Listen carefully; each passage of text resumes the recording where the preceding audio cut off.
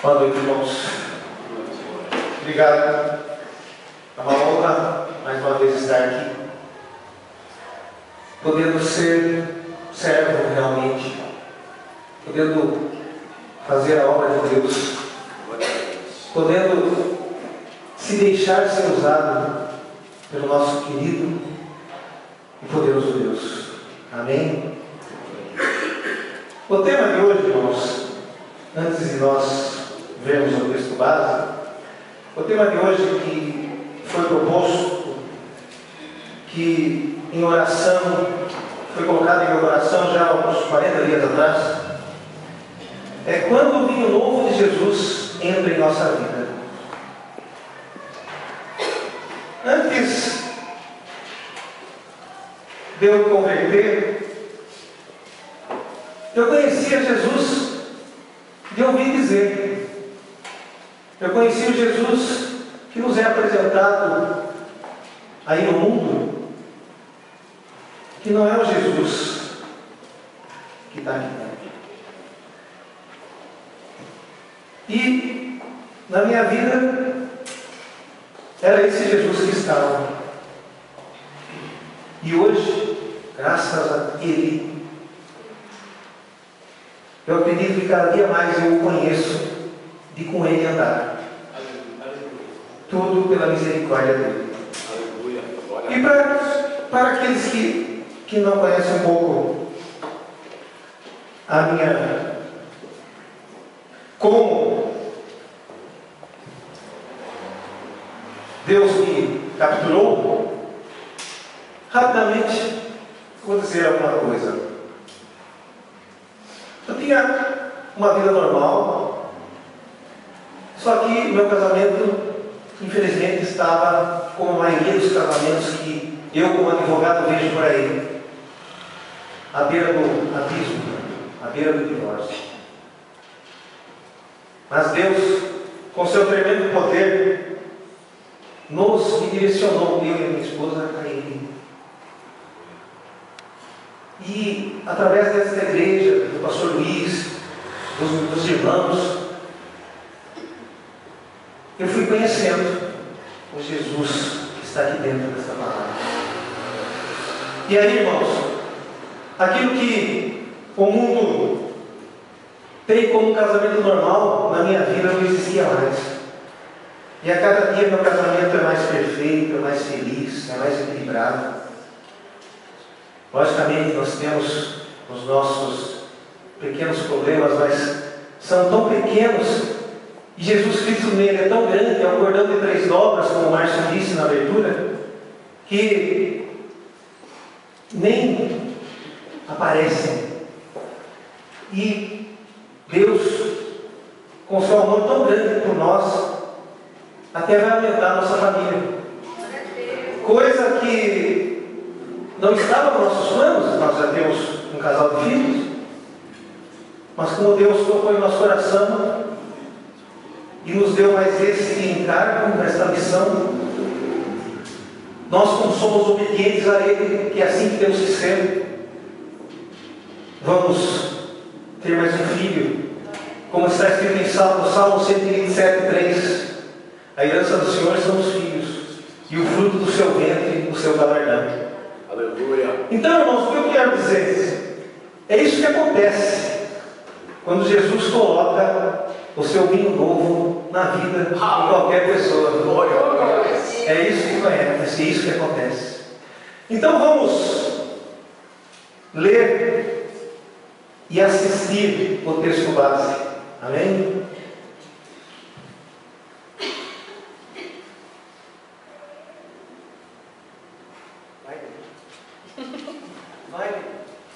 Vai.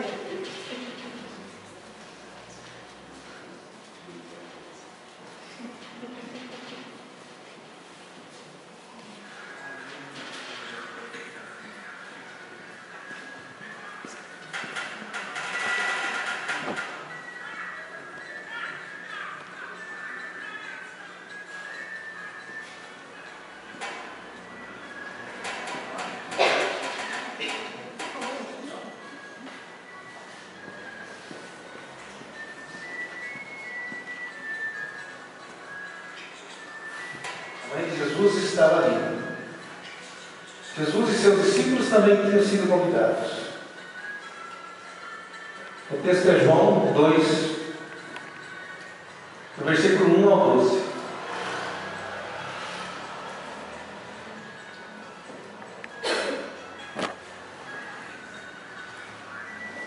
Tendo acabado o vinho, a mãe de Jesus lhe disse: eles não têm mais vinho. Respondeu Jesus: que temos nós em comum, mulher? A minha hora ainda não chegou.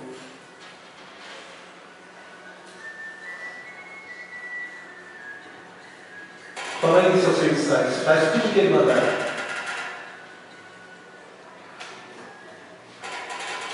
Ali perto havia 6 potes de pedra, do tipo usado pelos judeus para as purificações cerimoniais.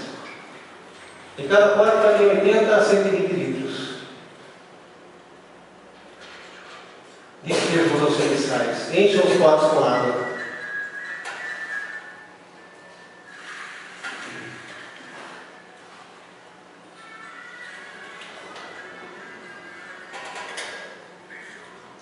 E os encheram até a borda. Então ele disse: agora levem um pouco ao encarregado da festa.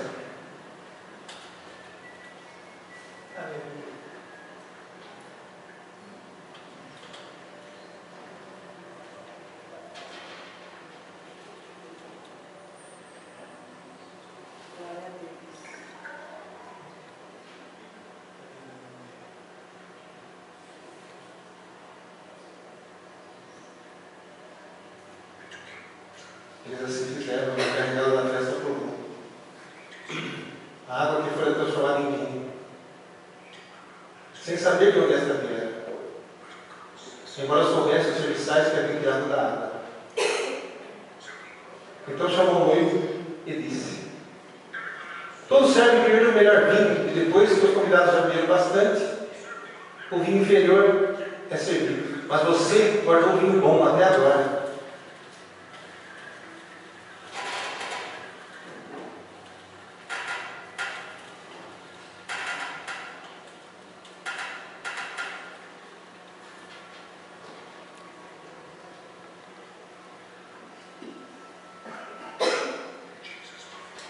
Jesus fez o primeiro milagre em Caná da Galileia.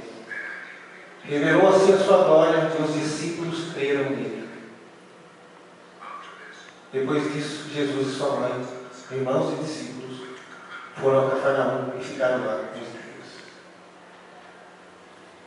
Amém, irmãos? Amém. João 2, do 1 ao 12. Bodas de Caná. É um texto conhecido, é um texto difícil, é um texto que, quando eu li a Bíblia pela primeira vez, confesso que eu não entendi. Qual a intenção de Jesus de transformar a água em vinho? Qual seria isso? Mas nós vimos no versículo 10, aliás, no versículo 11, Jesus manifestou a sua glória e poder. Esse texto, para a nossa vida, para aquilo que Deus preparou na Bíblia, desde Gênesis e Apocalipse, que é a família,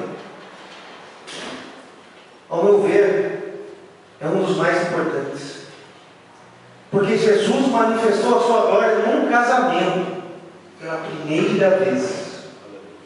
E tudo que está na Bíblia tem um significado e uma simbologia que nós temos que entender. Ou seja, Jesus quis nos mostrar que o maior mistério da vida de um homem é ser pai e ser marido. Nós já somos, outros com certeza serão. Portanto, é na nossa casa que Deus quer que nós sejamos evangelistas, pastores, apóstolos, mestres e profetas de nossos filhos, de nossa esposa, dos nossos parentes, em primeiríssimo lugar. E é para isso que Jesus Cristo nos consagra. Essa é a primeira consagração que Deus nos dá. Agora eu pergunto, irmãos, será que Jesus Cristo realmente foi convidado para a sua festa, para a sua vida? Como lemos no texto, muitas pessoas estavam numa festa de casamento na cidade de Caná, na Galileia. Um dos convidados mais ilustres, apesar de ainda ninguém saber disso, era Jesus. Junto dele estava sua mãe, alguns discípulos, e todos ali estavam bebendo vinho. Só que esse vinho que eles bebiam era um vinho ruim. Era um vinho, como vemos durante a leitura, é um vinho maculado. É um vinho que representa, dentro da revelação que Deus me deu, a bebida do pecado. Portanto, irmãos, quando realmente Jesus está na nossa vida, na nossa festa, a bebida do pecado tem que acabar. Amém? Pois, irmãos, todas essas coisas mundanas nos faz ficarmos alegres, satisfeitos. Todos estavam ali na festa, se divertindo, bebendo. Mas a satisfação das coisas que o mundo oferece, ela é efêmera, ela é momentânea.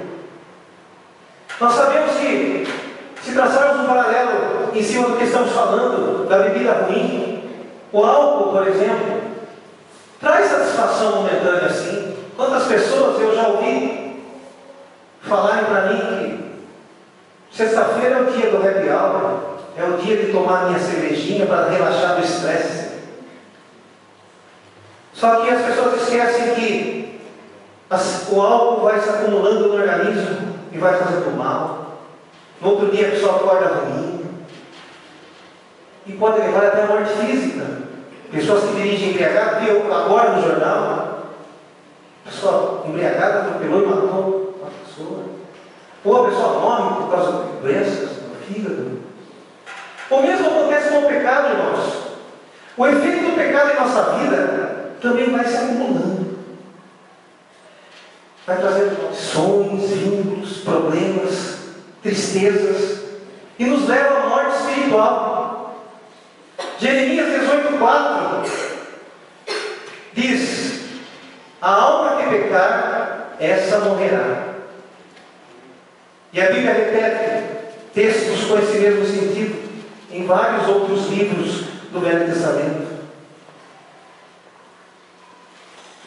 Mas apenas, irmãos, é o renovo de Jesus que poderá ressuscitar a nossa alma quando ela está ainda envolvida com esse vinho ruim, que é o pecado. Mas para isso, irmãos, todos os dias das nossas vidas, nós temos que enxergar Jesus nela. Nós lemos em João 2,2 que foi também convidado Jesus e seus discípulos para as bodas. Como eu disse no começo, eu conhecia Jesus e ouvi dizer. Jesus estava na minha vida, mas eu não via, não entendi. Mas nesta festa que está representada aqui nesta Bíblia, e na nossa vida, com certeza, e nesta igreja agora, Jesus está. Aleluia. Glória a Deus. E aí, quando lembramos que Jesus está conosco, o vinho ruim acaba. Aí Jesus é enxergado por nós, de braços abertos. Ele se levanta e vai num lugar onde tem botijas vazias, ou cheias de coisas mundanas, e derrama sobre elas água, a água pura, a água viva de Jesus. Aleluia. E essas botijas nada mais são do que as nossas almas contaminadas contaminadas pelo pecado, irmãos. E com essas águas vivas que Jesus fala, encha até a boca. Quando elas enchem, elas preparam a nossa alma para o que há de vir. E o que há de vir é a transformação dessas águas em vinho. E o vinho na Bíblia representa o sangue do Cordeiro. E o sangue do Cordeiro é que nos purifica e que nos salva. Sabe, irmãos, as pessoas no mundo, e sei lá, nós mesmos, muitas vezes enchemos nossas botijas, nossas almas, com coisas erradas, com traumas, com falta de perdão, com amarguras, com ciúmes, com tristezas, com ressentimento, com rejeições, com tudo isso que o mundo nos oferece. E sabem por que isso acontece? Porque simplesmente as pessoas convidam tanta coisa para a sua festa, tanta gente, tanta coisa, e esquecem de olhar para o convidado principal, que está lá, como eu disse, de braços abertos. E quando olhamos, esse convidado faz como ele fez nesse casamento em Caná da Galileia. Esse convidado, ele faz o seu primeiro milagre em nossas vidas. Aleluia. Porque cada dia que eu busco mais e mais Jesus, mais e mais Deus, Ele faz um primeiro milagre em mim. Porque o ontem já passou. O que eu vivi ontem já está errado. Mas hoje, o que eu estou buscando acertar, e com a mão de Jesus eu consigo, é um primeiro milagre. Como diz aquela música, né? Jesus faz um milagre em nós. Agora eu pergunto a todos: quando será que nós vamos deixar de nos contaminar com esse vinho ruim, com esse vinho que é o pecado, com esse vinho que são as palavras de murmurações que saem das nossas bocas, com as nossas atitudes que tomamos, que sabemos que não deveríamos ter tomado, com atitudes que entristecem a Deus?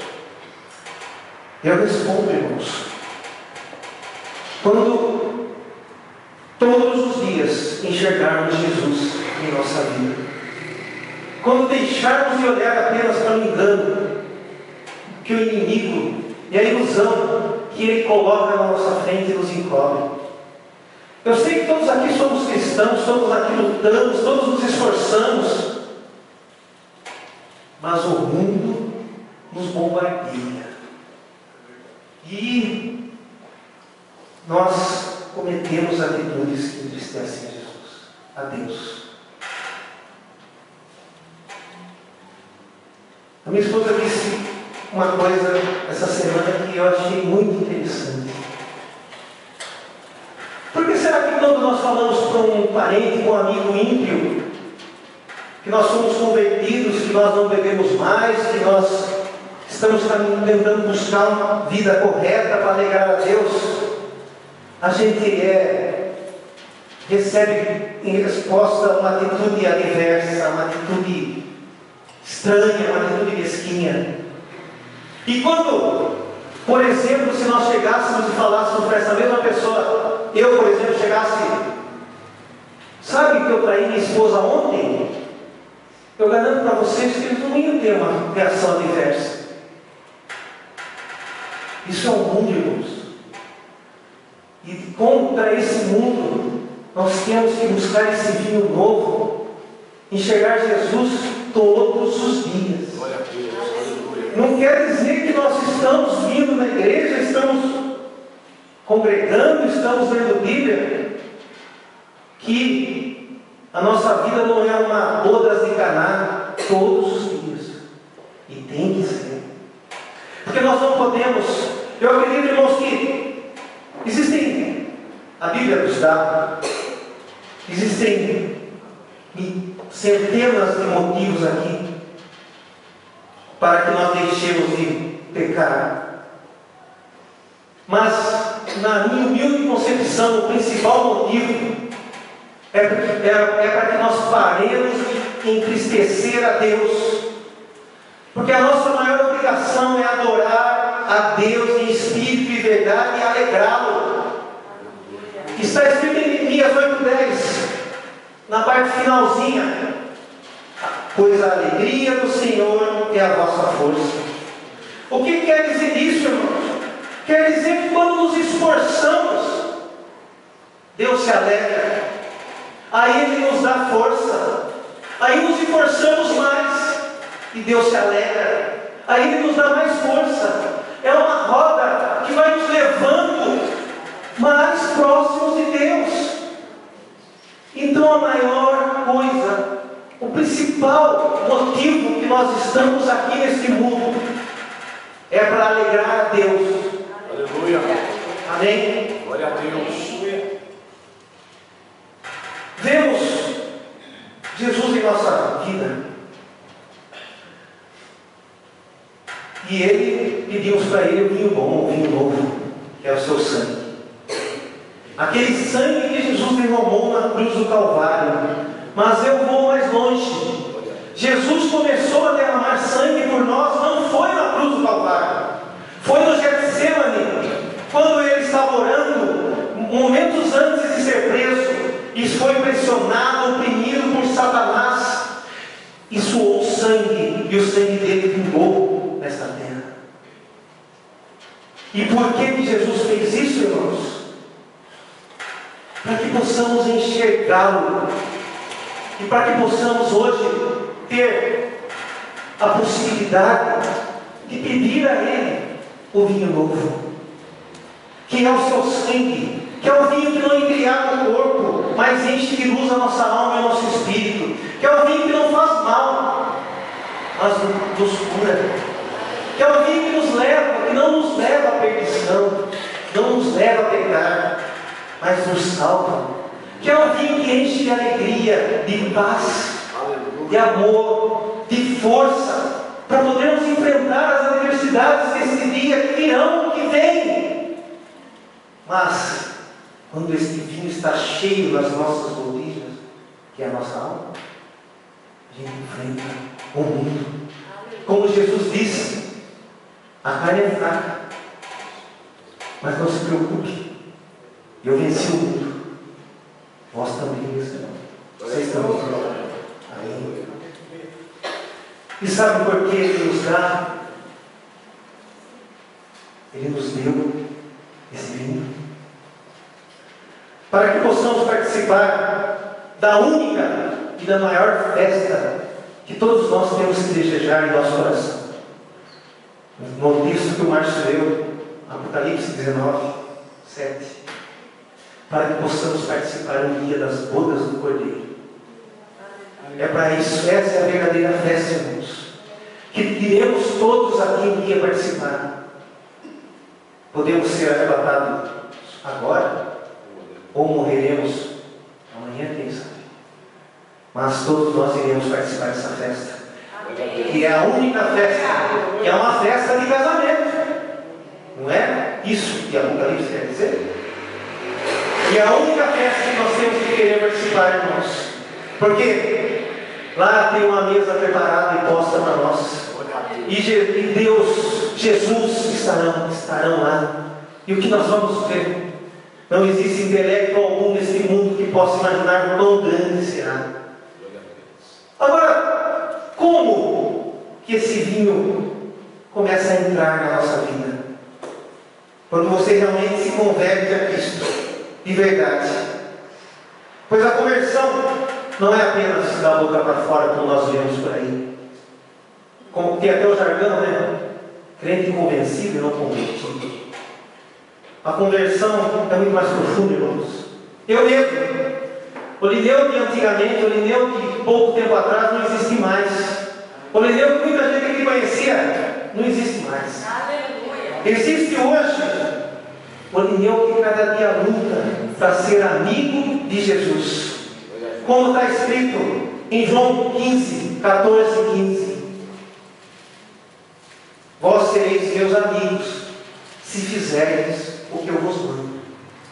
Já vos não chamareis servos, porque os servos não sabem o que faz o seu Senhor. Mas tenho-vos chamado de amigos, porque tudo quanto ouvi de meu Pai, vos tenho feito a conhecer. Hoje, irmãos, apenas existe o Irineu que Jesus transformou e está transformando todos os dias com seu vinho novo. Aleluia. Vamos deixar Jesus nos transformar, irmãos. Amém? Amém. Todos os dias. Nós não estamos prontos hoje. Nós estamos sendo formados por Deus. Amém? Por que falo de conversão, irmãos? Por que falo de conversão?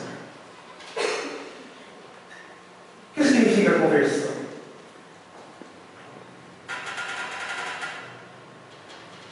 Em uma estrada, quando nós estamos em pecado, nós estamos andando numa estrada em linha reta, em alta velocidade, e essa velocidade vai aumentando cada vez mais, porque o pecado vai acumulando na nossa vida, e lá na frente existe uma muralha, e nós vamos se chocar com ela, e essa muralha é a perdição, é a desgraça, é a morte, é o inferno. Mas nessa estrada vão existir vários momentos em que alguém vai colocar na nossa frente uma placa: Jesus Cristo, faça a conversão à direita. Jesus está à direita do Pai. Glória a Deus.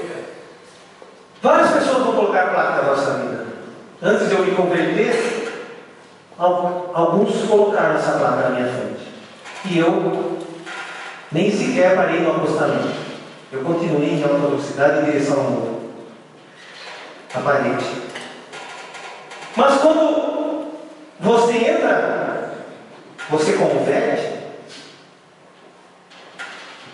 aí acontece o que nós estamos vendo aqui hoje. O vinho novo vem. Está lá, nessa estrada. Só que tem pessoas, irmãos, que veem a placa, estacionam no acostamento e ficam olhando para ela.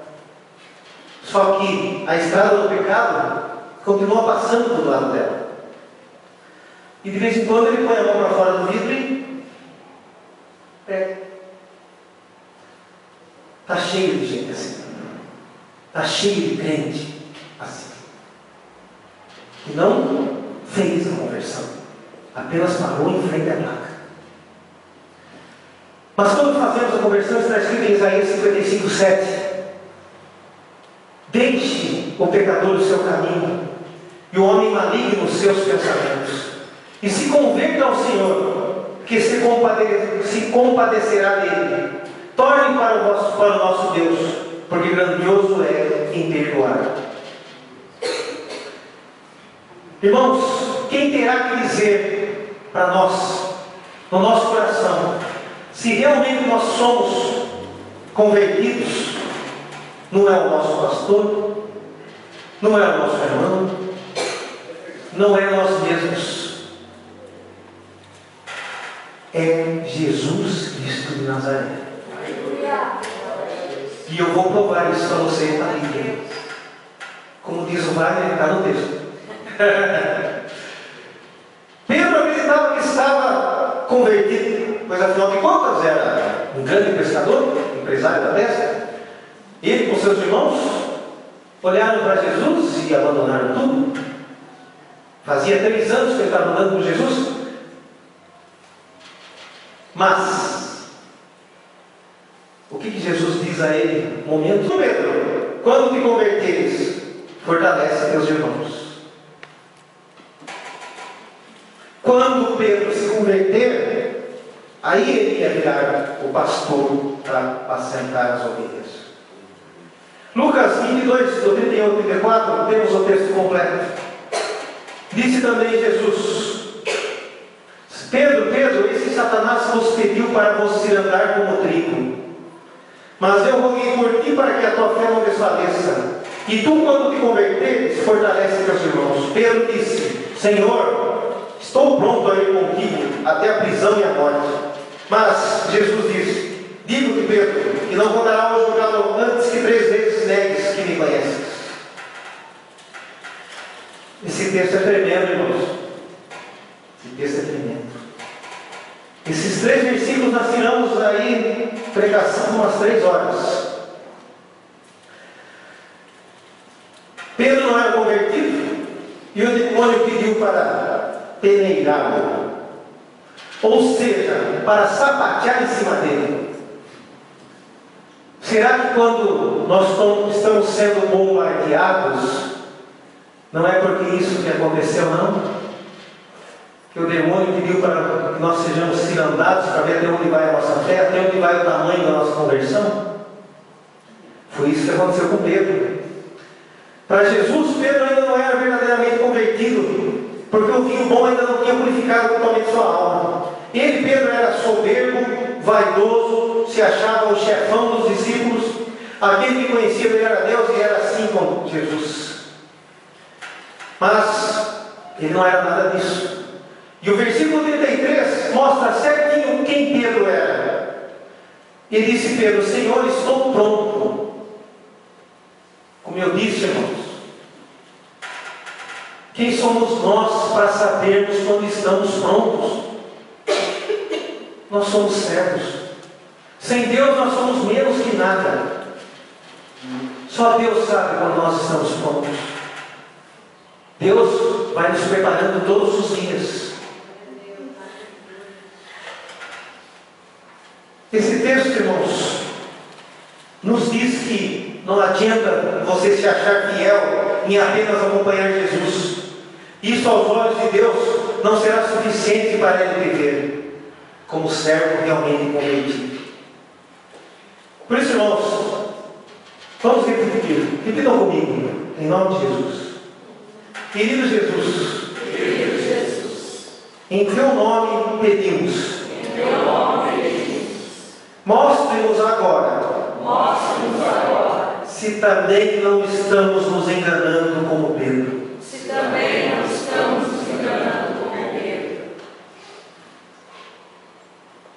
Quando que a gente consegue descobrir que esse vinho novo realmente entrou e tomou conta de nossa vida? 2 Coríntios 2,15, que diz: Porque para Deus somos um aroma de Cristo, nos que se salvam e nos que se perdem. A verdadeira conversão, irmãos, o verdadeiro vinho bom, quando está em nosso coração, sai das nossas entranhas para que o mundo todo perceba, sem que a gente tenha sequer falado uma só palavra. A simples presença nossa em algum lugar vai fazer com que a pessoa perceba que nós somos diferentes. É isso que acontece. A partir desse ponto você começa a realmente perceber que Deus, que Jesus entrou na sua vida. O maior elogio que eu já recebi na minha vida, e esta semana, graças a Deus, eu recebi, não foi que eu sou um ótimo advogado, um ótimo pai, um ótimo marido. Não. Essa semana eu recebi o seguinte elogio: você realmente é um homem de Deus. Aleluia. É esse o maior elogio que a gente deve esperar. Mas conversão, negar Jesus. Nós vemos esse texto e achamos: mas isso aí está muito longe de nós. Não está não, irmãos. Eu vou contar para vocês rapidamente uma história que eu presenciei, em que aconteceu isso. servo de Deus não nega, não nega. Duas pessoas, dois irmãos. Um cristão, convertido verdadeiramente, e o outro ainda dominado pelo mundo. Estavam reunidos na casa de uma terceira pessoa. De repente, era tarde, vamos embora. Todos bebendo, menos o cristão, é claro. Vamos embora. Aí, o irmão ímpio disse: mas só vou para a sua casa? Vou passar a comprar uma cervejinha e levo lá. Eu quero continuar bebendo. Sabe o que o verdadeiro convertido faz? E essa pessoa fez? Na minha casa, eu não quero essas coisas. A minha casa é um lar em que eu quero dar para a minha família só bons exemplos. A minha casa é a casa de Deus. Aí, o outro irmão disse: então eu vou ficar aqui mais um pouco. O crente respondeu: você vai me trocar por uma latinha de cerveja? O outro irmão respondeu: e você, não me troca pela sua igreja? E o crente respondeu: eu não troco você pela minha igreja, eu troco você pelo meu Deus. Eu troco você pelo meu Deus. E sempre. Irmãos, quando você se converte, você não nega a Deus em situação nenhuma. Por mais que isso doa dentro de você, por mais que seja seu irmão, por mais que seja uma pessoa que você ama, você não nega. Você se mantém firme na sua fé. E o que aconteceu depois? Foram todos embora, sem comprar cervejinha para casa. Quem vence? Deus sempre vence. Não é o demônio que vence. Amém? Portanto, irmãos, o que vai dizer se realmente você é convertido são suas atitudes na hora que o calo aperta. Será que na hora que o calo aperta você mantém o fruto do Espírito? Gálatas 5:23, uma citando do livro próprio. Você aceita a vontade de Deus naquele momento? Se mantém firme na fé? Confia? Será? Ou você blasfema, fala besteira, perde a paciência, briga, para de orar, amaldiçoa o cara que está apertando seu carro? Pedro, que não era convertido segundo Jesus Cristo, fez isso. Está escrito em João 18, 10, 11, que nós não vamos ler, que naquele mesmo momento do Getsemane, quando Jesus Cristo é preso, chegam os soldados, Pedro saca da espada e corta a orelha do servo do sacerdote. Isso é atitude do cristão? Jesus Cristo repreende ele imediatamente. Só o vinho novo irá nos converter realmente, irmãos. Com o vinho novo de Jesus em nossa vida, no nosso casamento, seremos diferentes. Passaremos pelos problemas com certeza de que Deus tem o melhor para a nossa vida.